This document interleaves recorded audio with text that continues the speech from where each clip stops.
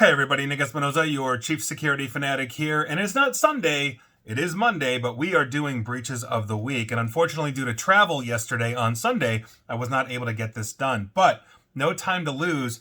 This week in data breaches, absolutely insane, and quite frankly, everybody's suing everybody, and there's a lot of heavy hitters this week that are caught up in either lawsuits or breaches, and so let's dive in. But as always, before we begin, I'd like to thank the following people that sent me a lot of this information. That would be Jacqueline Wolf, Bill Hendricks, Barb Grant, and Stephen Grant. Don't know if Barb and Stephen are related. I'd love to know. With that, let's start in New York and talk about Orthopedics New York, because on November 6th, they filed notice with Texas after discovering that they were targeted in a security incident. Now, in this notice, they said sensitive data was hit: names, address, dates of birth, social security, driver's license, passport numbers, financial account information, health insurance information, protected health information, and Ortho New York, or Ortho NY, is sending out notices.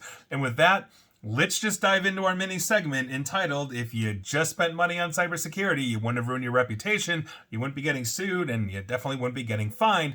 And let's start with Our Lady of the Lake University. And for the record, I remember making a corny joke when I talked about this one a while back, and I'm not going to do that again. So with that, Our Lady of the Lake U could end up paying millions of dollars to settle a proposed class action lawsuit over their 2022 data breach that allowed attackers to access the information of 42,000 students and employees. Now, under the terms of this deal, we are talking about reimbursement capped at $400 each, and those and basically expenses also include up to 3 hours of lost time for $25 an hour. And if you're extraordinary in terms of you did get hit, you're going to get $2,500. Now, class members must provide documentation to prove all of this, et cetera, et cetera. Everybody's getting insurance monitoring, and they've also agreed to pay all settlement and administrative costs, attorney fees, et cetera, to the tune of $216,000. So there you go. Our Lady of the Lake. Here we are. Moving on. Like I said, wasn't going to make a joke. Moving on. Florida business firm, law firm Gunster, they've agreed to pay $8.5 million to resolve a proposed class action over their 2022 data breach that exposed personal and health information for thousands of people. The plaintiffs basically submitted proposed settlement essentially in Florida federal court this past Thursday, and this would resolve one of the two cases that was filed this year against West Palm Beach founded Gunster over this incident that allegedly compromised nearly 10,000 people of former and current clients as well as employees. So heads up to you, if you have anything to do with Gunster, you're getting paid. Moving on. Brightline Inc. They've agreed to a $7 million settlement to resolve basically their class action from their breach in January of 2023. Essentially, the Fortra file transfer software, not to be confused with MoveIt, Fortra was another big one back in that day, exposed sensitive personal data of around 1 million individuals. So supply chain hit, but they got to pay. And so by virtue of that, the settlement was granted preliminary approval on September 24 of this year, and it will include cash payments, credit monitoring services, etc. Moving on. Wellfleet Group Insurance, a lawsuit filed in U.S. District Court on October 25th, alleges Wellfleet, which services higher education students nationwide, made their clients vulnerable by not protecting their personal data. The primary plaintiff is Jose Moraes, and he basically said, they screwed up and they didn't protect any of his data whatsoever. That's all I know at this time. The rest of it was behind a paywall, which is why I'm kind of winging it at the end there. But heads up to you, this is on its way. So if you have Wellfleet Group Insurance, heads up. Moving on, let's talk about Centerspace. Their settlement resolves claims about their incident that basically was in November of 2021. And this benefits all individuals who reside in the United States and received notice from Centerspace that a security incident impacted their personal information. Final approval, the hearing is scheduled for December 4 of this year, and to receive a portion of this settlement, you better hurry up because you have until November 26 of this year to basically file your claim. And so those were your lawsuits, fines, etc. of the week. And if they just paid for cybersecurity, they wouldn't be getting sued, they wouldn't be losing their reputation. Let's move on to regular breaches. and talk about Thompson Coburn LLP, quote, experienced a data security incident that involved protected health information, end quote. Now, this law firm is now a third-party breach, and the reason being is those that alerted us to basically them, aka threw them under the bus, was Presbyterian Healthcare Services. Presbyterian Healthcare obviously uses them, and by virtue of that is pointing the finger appropriately. So here we are. If you use Thomas Coburn LLP for your legal needs, or you're a patient of Presbyterian Healthcare, heads up. Moving on. Raimondo Petit Group on October 28th, they filed with Massachusetts after discovering an unauthorized party was able to gain access to information that had been entrusted to their company. In this notice, RPG, interesting, explained that the incident resulted in access to sensitive data. I do not have a listing of that, but RPG is now sending out notices as well. So Raimondo Petit Group, for all your Raimondo Petit Group needs, heads up. Moving on. Casio, yes, the watchmaker that is pretty much everywhere, Casio issued an official statement regarding a ransomware attack on October 11. Now, the statement confirmed that the ransomware attack occurred on October 8th and had caused leakage of personal information and confidential internal information. And the other day, this past week, Casio went a step further to confirm that the personal information could include names, addresses, and email. So if you're in Casio's ecosystem in some way, shape, or form, heads up. Moving on, let's head on over to Italy and talk about Intesa Sanpaolo. Now, I could have put this in the fine section, but we don't quite have a fine yet, but we're getting there because Italian's DPA, or Data Protection Authority, said this past Tuesday that Intesa basically had underestimated the seriousness of their data breach and basically involving thousands of customers, and it was widely reported primarily, and I reported on this too, primarily because Italy's Prime Minister, Giorgia Meloni, was caught up in this. They're a bank. So last month, the authority asked the bank to provide clarification over the case involving an Intesa employee who allegedly accessed the data of about 3,500 of Intesa's clients. Intesa said in a statement that further checks had shown the number of customers affected was, quote, significantly lower than previously reported in the media, end quote. And so this is still basically being hammered out, if you will, with Italy's DPA. You know, I'll bring you updates on this because obviously this is, involving a basically the leader of a major country. So we'll see what goes on with there. So heads up to you, Italy. Moving on. Gloves Holding, DBA, Protective Industrial Products, on November 5. They filed with Vermont after discovering an unauthorized party was able to access parts of their network. And in this notice, Protective Industrial Products explained the incident resulted in unauthorized access to sensitive information. We're talking names, social security, and driver's license numbers. So obviously it's probably going to be employees. Upon completing investigation, Protective Industrial Products is sending out notices as well. Moving on.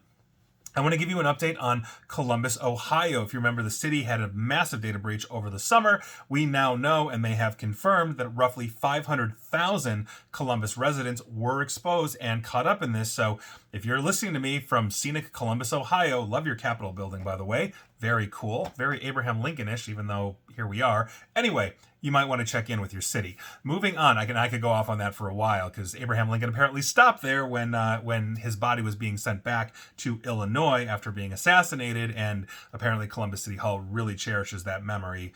Obviously, negative memory, but nevertheless, it's a really cool capital. If you're ever in Columbus, you should check it out. Moving on. PAS Holding, or PAS.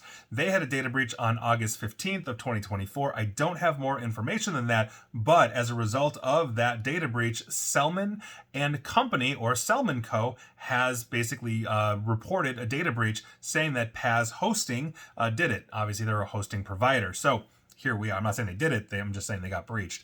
Moving on. This is a weird week. I don't know. It's been busy. It's been a busy 7 days. So with that, let's keep going. Symetra Life Insurance, in November of 2024, they filed with Massachusetts after discovering an unauthorized party was able to log in and get certain access to certain data. So with that, they are claiming names, address, email addresses, dates of birth, account numbers, and beneficiary information. Symetra is sending out notices. Moving on, Health Health Fund Solutions. They filed with Vermont after discovering an unauthorized party gained access to employee email accounts. Health Fund Solutions basically said it was sensitive information on consumers, but I do not have a listing of what that is. And Health Fund is also sending out notices. Moving on, I want to give you an update on Snowflake. If you remember, Snowflake had that massive breach. They got Ticketmaster, AutoZone, and a whole bunch of others caught up in it. Now, here's an interesting thing. Canadian law enforcement has basically arrested an individual who is suspected to have conducted a series of hacks stemming from the breach of cloud data warehousing platform Snowflake earlier this year. Now, this individual in question, his name is Alexander Connor Mocha, and aka online he goes by Judish, and Waifu, was apprehended. Waifu, it's waifu, right? That's like the Japanese pillow thing. Anyway, he was apprehended on October 30th of this year on the basis of a provisional arrest warrant following a request by the United States. Obviously, the US and Canada are BFFs, so pretty straightforward to do. Now, the development was first reported by Bloomberg and then corroborated by 404 Media. The exact nature of the charges against Mocha are not currently known, but we may have more information on that. I don't know if he came on the tail of the Snowflake breach or if he is the one that caused it. We're not sure, but either way, it's an interesting development. And quite frankly, as nice and friendly as Canadians are, they got hackers too. Moving on. Valley Gate Dental Surgery Centers on October 17. Basically, they're out around Charlotte. They declared with Health and Human Services, Office of Civil Rights, after discovering an unauthorized party in their computer network. The information they are claiming got hit: names, medical information, health insurance policy numbers, social security numbers, government issued IDs, financial account information, and more. Valley Gate is now also sending out notices of breach. Moving on, let's talk about TriHealth. TriHealth said that records for the 4Women, quote unquote, 4Women, which was a previously independent OBGYN group that joined TriHealth in 2020, may have been accessed, and they are claiming names, addresses, dates of birth, social security numbers, claims information, and clinical information like medical conditions, medications, lab results, and other treatments may have been caught up in this, and so they should be sending out notices if they are not already. But heads up to you, TriHealth, aka specifically 4Women, the OBGYN group. Moving on. RRCA Accounts Management on October 23rd.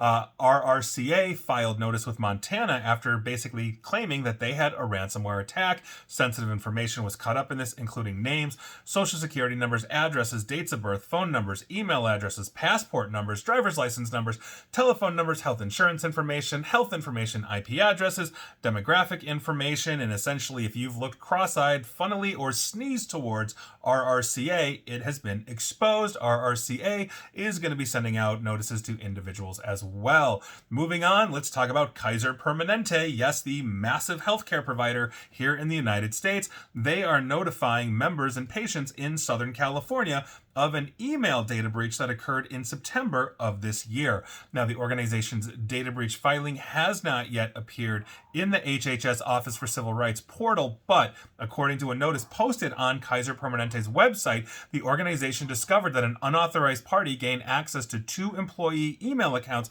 on September 3rd of this year, and upon discovery, Kaiser Permanente immediately terminated access, launched an investigation, etc., etc. Now, the further investigation determined that protected health information, or PHI, was included in this breach. That PHI was potentially names, medical record numbers, dates of birth, and medical information. So if you're in Southern California and Kaiser Permanente is your go-to for healthcare, heads up to you. Moving on, let's talk about Nokia, the cell phone giant. They they still make cell phones, but I think it's all Android now. But anyway, they ruled the thing. I mean, their phones were awesome. You could run tanks over them and they'd work. So Nokia is back in the day, that is. And Nokia, sticking to this, is investigating an alleged cyber attack in which threat actors claim to have stolen sensitive internal data. However, the company says that so far there is no evidence that either its data or its systems were affected by a breach. This is getting interesting. Known actor, Intel Broker, and if you are a longtime listener,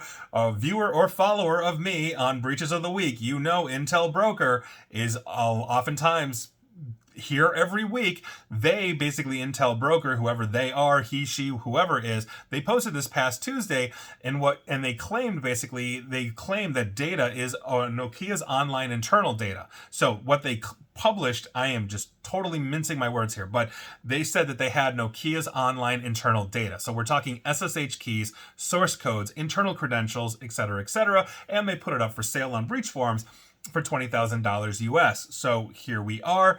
Good luck to Nokia if it's true. You know I'll keep you up to date on this. Hopefully not jumbling my words next time. Moving on, let's talk about MOVEit, because MOVEit, as always, is apparently just never going to die. And this week, we have one MOVEit declaration, and that would be Amazon. Yes, Amazon. Jeff Bezos owned multinational bazillion-dollar Amazon, and apparently their employee data was hit. So if you work for Amazon, you might want to check in. I hope you probably already have been told.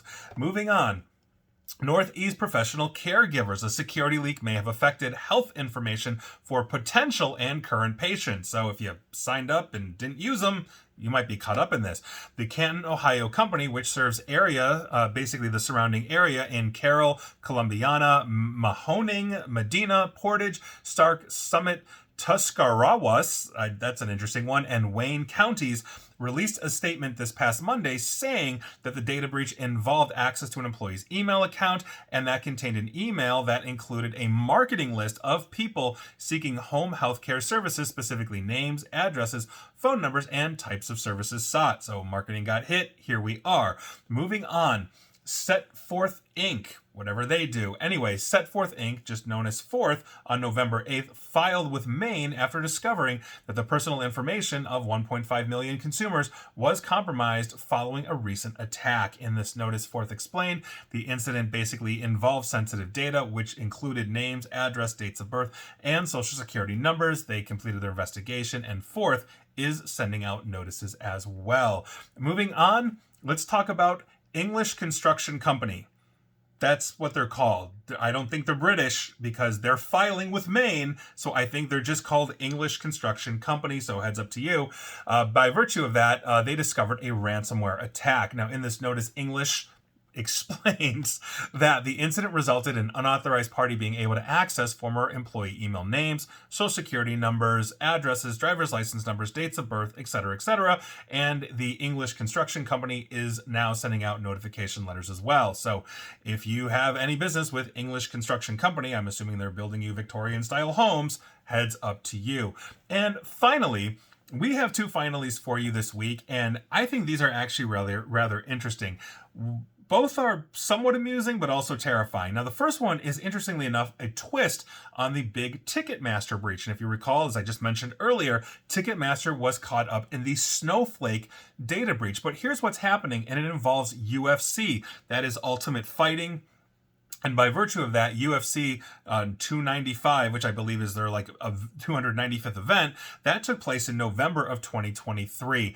Now, these are among the events listed in an email scam offering 2 free tickets for Ticketmaster customers who were victims in July's massive data breach. In other words, this is a phishing email basically saying, hey, sorry, Ticketmaster user, basically, here are 2 free tickets to go see Ultimate Fighting. Now, essentially, life is imitating art here because this is weird. Now, the massive Ticketmaster data breach that took place back in July, as I mentioned, aka Snowflake, is now manifesting itself into phishing scams, offering 2 free tickets to sporting events and concerts to customers whose personal data was stolen in the breach. So it's not just UFC, but it's whatever you might be interested in. Now, an email forwarded to the publication Venues Now this past Wednesday from a Ticketmaster customer showed a message tagged with, quote, Ticketmaster data breach, important update, on all caps in the subject line. Now, the publication, again, Venues Now, forwarded the email to Ticketmaster, basically, and requested that they confirm the email was fake. The bogus email, featuring a plain blue Ticketmaster header, contained the message that starts, continue reading scam, free ticks tied to Ticketmaster breach. So here we are, and obviously if you've gotten something from Ticketmaster offering you free tickets to your favorite show, Ultimate Fighting, sporting event, whatever it is, it's going to be fake. Don't trust it. And finally, the other finally is Schneider Electric. Now, Schneider Electric, the massive French corporation, they're also big here in the United States as well. This is an interesting one, and it's not because they got breached. And as you know, if you're a longtime listener or follower, you know I'm not a fan of data breaches, no matter what form they take. Now, Schneider Electric has been breached and their data stolen, but this is where it gets interesting because the ransomware attackers are not demanding money. They're demanding baguettes, like the bread, and they're demanding a lot of them. So we don't know exactly when this breach took place, but claims that the company would breach first appeared on X, aka Twitter, over the weekend, according to Bleeping Computer. And for the record, a few weeks ago, interestingly enough, roughly almost about a month ago at this point, I was going through leak sites live on stage as I was giving a presentation showing the dark web to my audience, and Schneider Electric was there. And so it was either the Play ransomware gang, or it wasn't Clop, it might have been Lockbit. I think it was Play, but I don't quote me on that. Now, Schneider Electric confirmed this breach on Monday, saying that it was investigating a, quote, cybersecurity incident involving unauthorized access to one of our internal project execution tracking platforms, which is hosted within an isolated environment. Now, the ransomware gang called Hellcat has claimed responsibility. And again, I saw Schneider Electric on, I believe it was their Swiss site, now that I'm thinking about it.